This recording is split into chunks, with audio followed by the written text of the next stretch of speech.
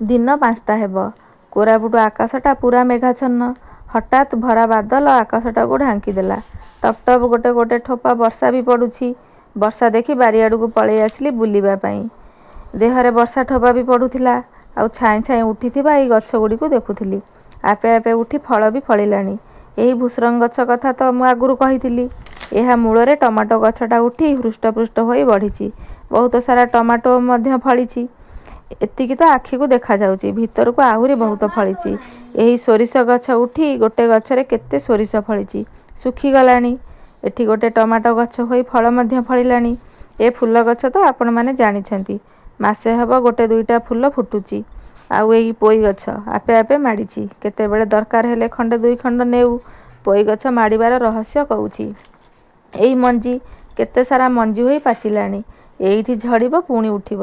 ଏମିତି ପୋଇ ଗଛ ବଂଶ ବିସ୍ତାର କରିଛି। ଏ ହେଉଛି ଧାନେଇ ଲଙ୍କା। ଏହି ଲଙ୍କା ଗଛଟା ଲଗାଯାଇଥିଲା।